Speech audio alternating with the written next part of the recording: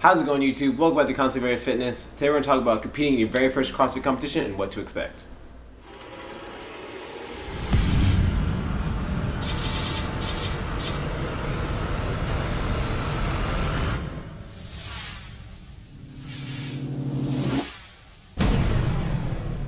So you got bit by the bug, you drank the Kool-Aid, you are all into CrossFit now, you're buying the gear, you're there every single day throwing out with everyone else, and you've been asked or thought about possibly competing in your first CrossFit competition. A CrossFit competition could be anything from just a solo person working out against other people. You could be a 2-person team, you could be a 4-person team, 6-person team, depending on whatever competition you sign up for. The workouts they create can be anything from maybe a heavy barbell movement, just a heavy thruster, how heavy can you possibly go?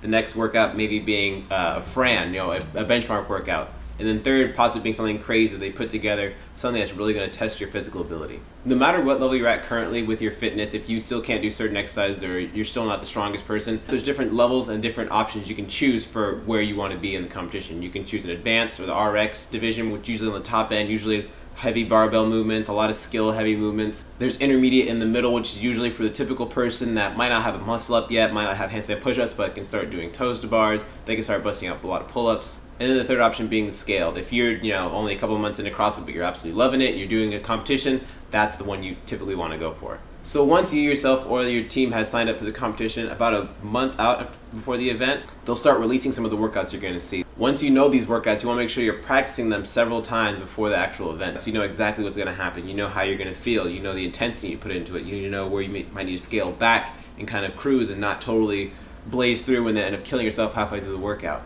So you're signed up, you've practiced your workouts, and now the day of the event actually comes. Almost all events will have athletes check in from 7 to 8 a.m. in the morning, and then they'll usually go on throughout the day till about midday, about 2 or 3 p.m. So usually a competition will have anywhere from 2 to 4 workouts throughout the period of the event.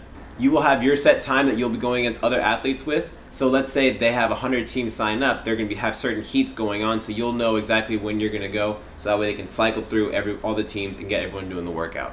So let's say you check in at 7, at 7:45 they have an athlete briefing showing you the workouts, talking about the standards, what they're going to have people look for when you're performing the movements, because there will be a judge watching you, making sure your reps are all good, you're getting the full range of motion, you're doing exactly what they want of you. And then your first event is around 9 a.m. At 9 a.m. you'll hit it. It's usually on the shorter side because again there'll be other teams that need to cycle everyone through. So let's say it's a 10-minute workout. From 9 to 9:10 you work out. You'll probably have anywhere from an hour to 2-hour rest in between the event before you hit onto the next event. During your events, you want to make sure you're staying fueled, so you're drinking plenty of water. You're eating small snacks, maybe like a Cliff Bar, something with a little bit of carbs in it, some fruit, something that'll sustain you throughout the competition. But on that note, make sure you're not eating too much as well. Don't have your buddy go and grab McDonald's, bring it back, you eat that, and then all of a sudden you have to do a bunch of thrusters and burpees, and everyone's going to see your food all over the place. Small, light snacks throughout the competition.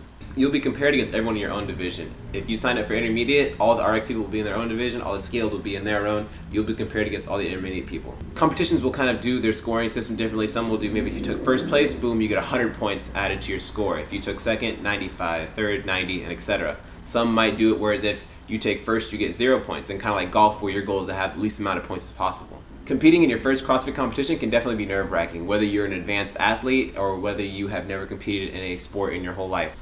They all love CrossFit just like you, and they want to throw down with everyone else, and it's all about the community at the end of the day. It's all about the new people you meet, the fun experience you guys get to share. And you can take home things that you learned about yourself throughout the competition. Okay, I learned these are my weaknesses, these are my strengths, these are what I need to work on, and overall become a better athlete. Doing your first competition as a team can definitely alleviate some of that stress you might feel. So sign up with a buddy, sign up with 4 people, have a big throwdown, and have some fun. Thank you guys so much for watching this video. If you guys have any questions or comments, please leave them down below. If you haven't done a CrossFit competition, you're thinking about it, please let us know down in the comment section. Ask anything you'd like. If you enjoyed this video, please give it a thumbs up, subscribe for more, and we'll see you guys next time.